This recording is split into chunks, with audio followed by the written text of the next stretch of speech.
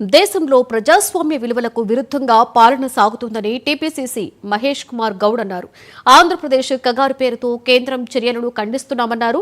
మావోయిస్టుల చర్యలకు సిద్దమని ప్రకటించిన చెల్లించని ప్రధాని ట్రంప్ మొట్టికాయలు వేస్తే పాక్లో చర్చలకు సిద్దమని విమర్శించారు. మావోయిస్టులతో చర్చలు జరపకుండా ఈ మారణ హోమం ఎందుకు కొనసాగిస్తున్నారని ప్రశ్నించారు. ఆపరేషన్ కగారు పేరుతో అటవీ ప్రాంతాలలోని ఖనిజ సంపదను కార్పొరేటు కంపెనీలకు దోచిపెట్టేందుకు ప్రయత్నిస్తున్నారని ఆరోపించారు.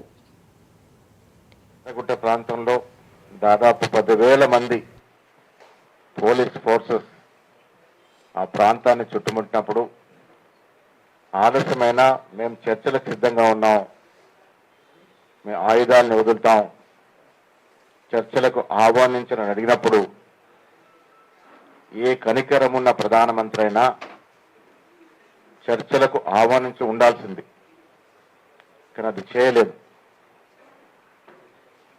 మన పౌరులైనటువంటి విభిన్న అభిప్రాయాలు కలిగిన మన పౌరుల్ని చర్చలకు ఆహ్వానించలేదు. కానీ ట్రంప్ మొట్టికాయ వేస్తే తీవ్రవాదులతో ఉగ్రవాదులతో చర్చలకు సిద్ధమైనటువంటి ప్రభుత్వం మనది. భూగర్భంలో అపారమైన సంపద ఉంది. ఆ సంపదని 2-3 కార్పొరేట్ సెక్టర్ చేతుల్లోకి పంపాలి.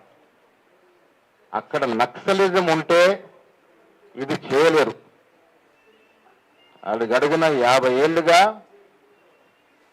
వాళ్ళ సంస్థలను వ్యతిరేకిస్తూ వస్తూ ఉన్నారు. ఇది ఆదివాసుల సంపద, ఇది బీద ప్రజల సంపద, ఇది దేశ సంపద, ఇది కొల్లగొట్టని వీలు లేదని దాన్ని ఎదురుస్తూ వస్తూ ఉన్నారు. ఇవాళ మోడీ, అమిత్ షా దీని శాంతి భద్రతల సమస్యగా చూపించి నక్సలిజం ఎలిమినేట్ చేస్తా ఉన్నారంటే ఇది శాంతి భద్రతల కోసం కాదు.